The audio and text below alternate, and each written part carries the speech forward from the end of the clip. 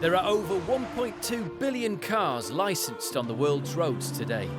So perhaps it's unsurprising that some people think they can drive like this. But what might surprise them is that they are now being caught on camera. It's all on camera, buddy. I don't give a shit. With as many as 50 million people injured each year on our roads, the use of dashboard cameras or dash cams has experienced a meteoric rise.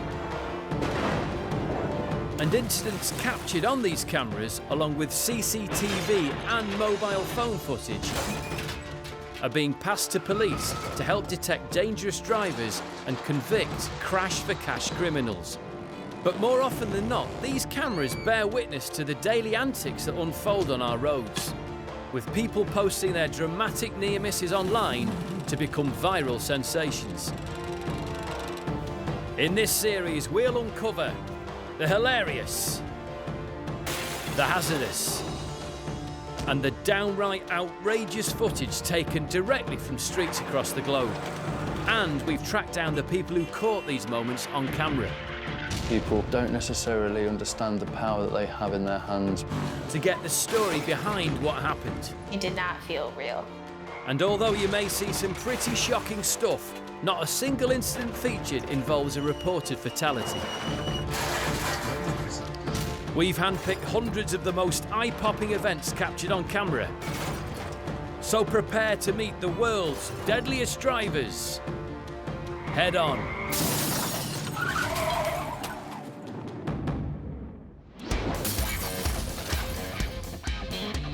Coming up, we've got drivers who like sharing, drivers who like scaring, and drivers who are a bit too daring.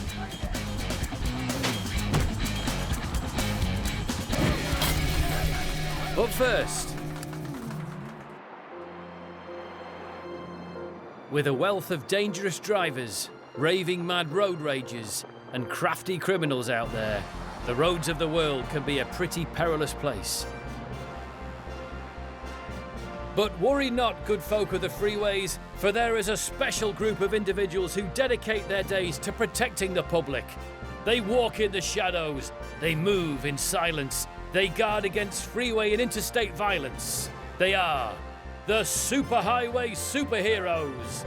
Open brackets, capes are optional, close brackets. Members of this crime-fighting crew are not always easy to spot. This helmeted hero in Ukraine is masquerading as a motorcyclist. But when a supervillain strikes, our bionic biker springs into action, chasing his purse-snatching nemesis through the traffic.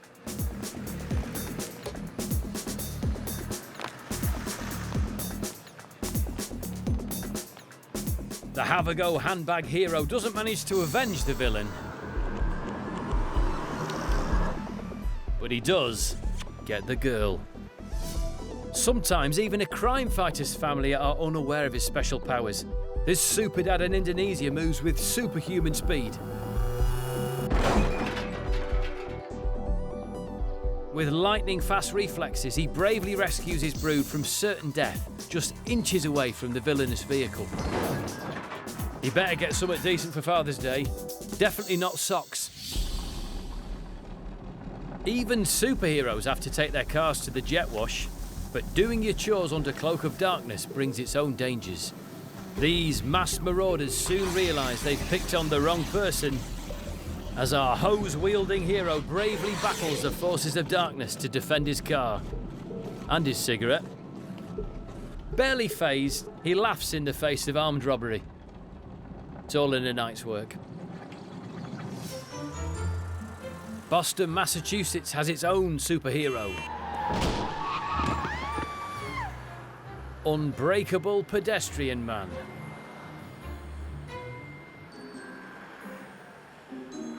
His special power, styling it out.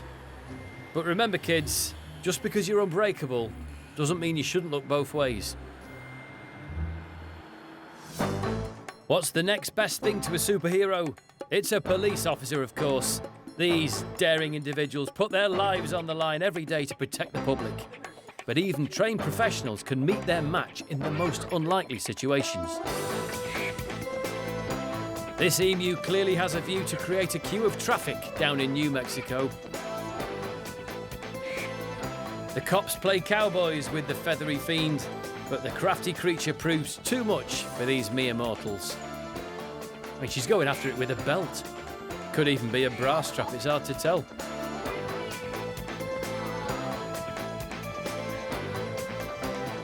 Go on, Hugh. Leg it. But remember, folks, you don't need superpowers to fight the forces of evil. There's a little bit of a superhero in all of us. This lost little kitten on a busy road in Russia is causing chaos amongst the cars. Aww. Frightened and alone, it's all quite bewildering to the confused kitty. But this guy's no scaredy cat. Marvel as he dices with death to deliver his feline friend to safety. He's saving the world one lost kitten at a time. Now that's a hero. Or you could have just witnessed a cat theft. Speaking of heroes, here's another. PC Dave Tudman works tirelessly to keep our streets safe as part of the Roads Policing Unit in Cambridgeshire. The job is unpredictable. You never know what you're going to get. And this winter's morning was no different, as Dave and the rest of his unit were about to witness a truly shocking incident. It wasn't busy, surprisingly so, considering it was a Monday morning. We hadn't had very much to do that morning. There was an HGV with a company-fitted dash cam. From the view of the heavy goods vehicle driver, he's coming down the hill, and then all of a sudden, on his offside, wrong side of the solid white line, he's got somebody overtaking him. And from speaking to him, I can tell you he was surprised by that. His actual words were, "What the fuck are you doing?" The offending driver was travelling from Coventry to Peterborough. From what I recall, there had been a death in the family and she was going to meet up with some relatives. And in the car along with her was her 19-month-old son. But what you can't see in the video is that she actually started the overtake several cars back. She's too fast, coming into a hazard. It was an absolutely suicidal overtake. From that point on, it was inevitable.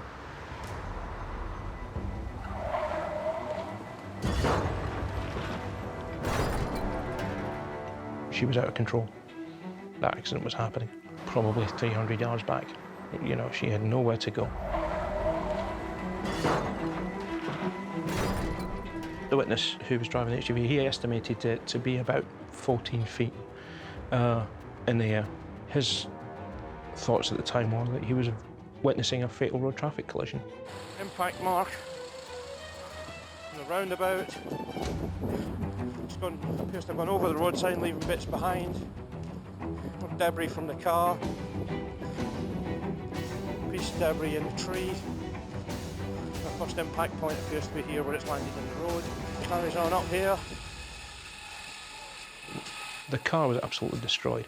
There's not a panel on the car that hasn't got a lot of damage to it. It's just incredible amount of damage. How she didn't kill herself, I don't know. To this day. Come to rest here on its roof.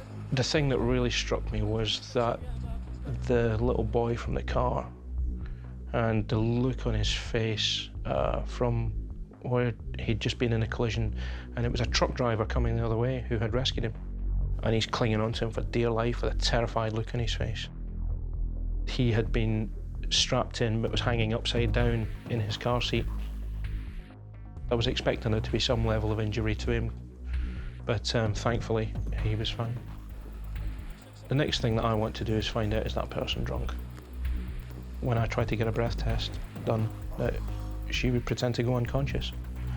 She said, "No, I want to speak to my lawyer." So at that point, I was pretty suspicious that I had a drink driver on my hands. The fact that she was going to hospital, we were able to get a blood sample, and that came back at a fraction over 3 times the drink drive limit. At the scene, we recovered a bottle of vodka. It was pretty apparent that she had been drinking from that bottle of vodka while driving the car. Based on the evidence that we put to the court, the defendant pleaded guilty And when you bear in mind that she had no previous convictions and an otherwise excellent driving history, she was sent to prison for 26 weeks. I'd come to rest here on its roof. Thought it was probably one of the worst incidents of drink driving we had ever seen. And if you're looking at some very, very experienced colleagues. She was unbelievably fortunate, but another day, she'd be dead. Drunk drivers, there's a special place in hell for them, and they all deserve slippers made of Lego with upturned plugs in the heels, because there's just no excuse for it. You know, the amount of danger and harm you can put yourself in it's just insane. You can, you know, very worst case, kill yourself and others. You can break limbs. You can destroy your life. You can maim yourself. You can end up wheelchair bound. You can, all manner of bad can happen. Yet some people still think, oh, I drive better when I'm drunk. You don't. Science has proven you're just an idiot. Like, oh, it makes me cross. I want to stamp on their toes. Don't get on the wrong side of Alex Joy. He'll give you a wedgie or a nipple gripple. But seriously, driving can be downright scary sometimes. In fact, around the world, someone's injured in a road collision every 14 seconds. That's more casualties than a Steven Seagal double bill. But real life is nothing like the movies, except, of course, when it is. See how many you can spot. Remember, when you're in a car, that you're in control of a lethal weapon. So it's important to avoid any close encounters that might need a great escape. Nobody wants a nightmare on Elm Street, so try not to end up dazed and confused. You should have all scored 5 points there.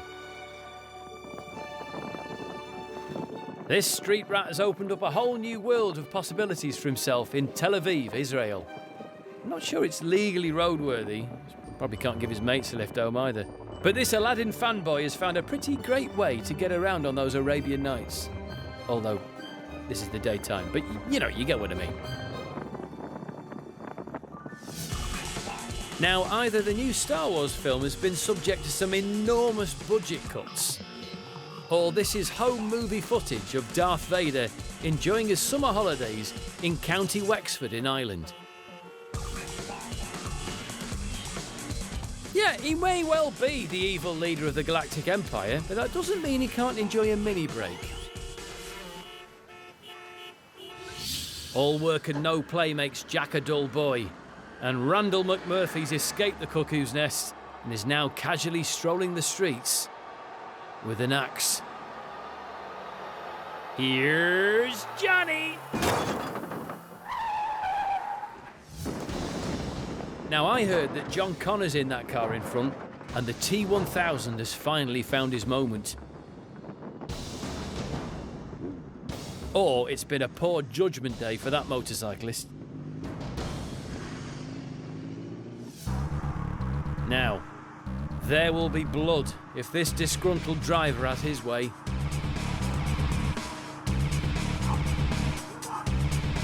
However, what the bat-wielding thug has failed to realise is that he's just started a fight, not with any ordinary bloke, but Chuck Norris.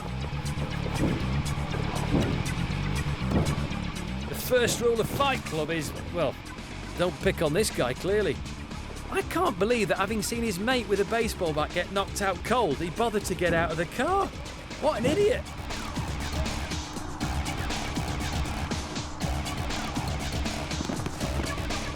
Well, looks like those lads won't be doing that again. To be fair, it doesn't look like they'll be doing much for a while, actually. And finally, some true film fans with their homage to Mad Max, Fury Road. His world is fire and blood. Well, mainly just fire, actually. See, sequels never really work, do they?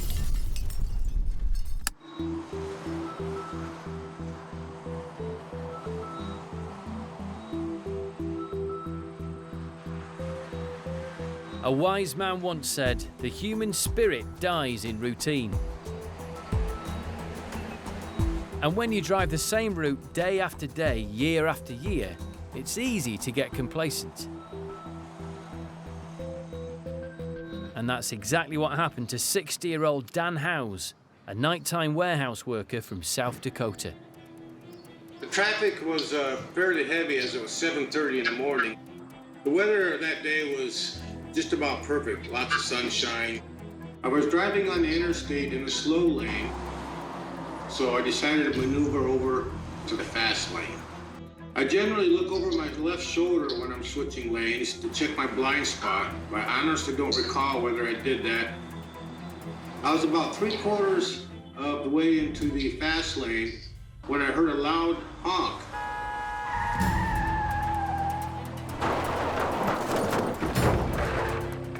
I immediately tried to move to the right and overcorrected and found myself shooting off the interstate. And I'm thinking, I'm gonna have a rough ride here. I probably hit that sign around 60 miles an hour. I crashed into the sign and I was knocked out cold. When I became conscious, I immediately realized that I was upside down. I was wedged tightly in the truck. I couldn't move my head. I found that I couldn't move my ankles, and it was dark, and I was having difficulty breathing. When I was trapped, I was having difficulty remaining calm because I am a bit claustrophobic. It's very possible, not knowing the situation, that I just may die at this point. I may not get out of here. And I had to get a message to my wife. I wanted somebody out there to tell my wife that I loved her. Out of the darkness, I heard a lady's voice tell me, "Stay calm, they're here." And I realized at that point, the fire rescue team had arrived, and they, from the sounds, I could hear them working on getting me out. And at that point, I could see the sky, and I calmed down quite a bit because I figured at this point, things are looking really good.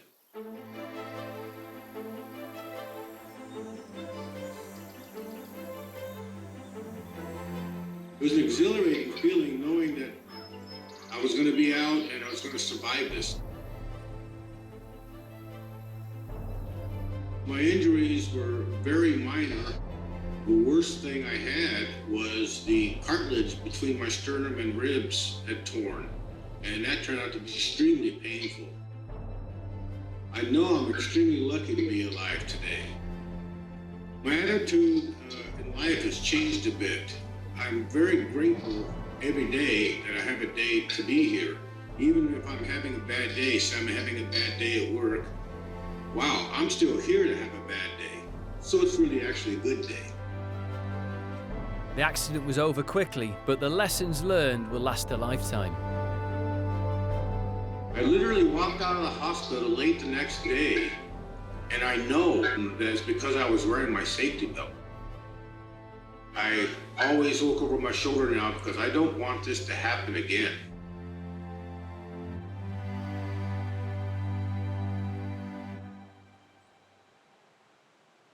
It is vitally important in a vehicle to wear a seatbelt. You're travelling at 40 miles an hour. Somebody pulls out in front of your car stops dead. You will keep travelling at 40 miles an hour until something stops you. If that something is a seatbelt with the airbag, great, you'll be relatively safe. If that something is the dashboard or the pillars of the car or the seat in front of you, chances are you'll be killed, as will anybody else in the vehicle, because you'll rattle around like a pea in a tin, causing huge amounts of damage. That's what I like about Ian Temperton. He doesn't sugarcoat the bad stuff, however brutal. But despite the Tempmeister's learned advice, there's one group of road users that will never wear a seatbelt or read the highway code. Animals. First of all, an animal that I think gets unfairly victimised. The spider. I don't know why people get so freaked out about them. I think they're quite cute. And they kill flies in your house, do you know what I mean? Some of them... except the ones with short legs and fat bodies, they freak me out. They've got to die. All of them. Anyway, let's enjoy this clip of a red car and try and calm down a bit. Oh, God, there's one on the roof. Oh, there's one on the roof. Oh, that's a big one. That is a big one. I wouldn't be surprised if further down the road it gets the passenger out and bangs his head against the roof. Oh, I hate spiders. Slow-moving traffic comes in all shapes and sizes. Old folk on the freeway, tourists on the tube, or a moose just doing the school run. And this mother does not appreciate being hurried. If I want my window down when she's doing that, you just want to get by, lady. I'm with you, sister. Stand your ground. Show 'em who's boss.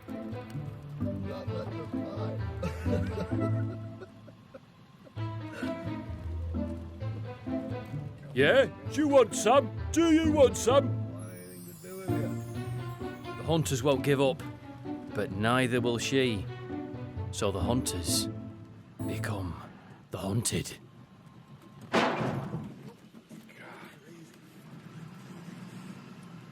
Think you better floor it, lads. Right, now let's see how fast a moose can go from 0 to 60.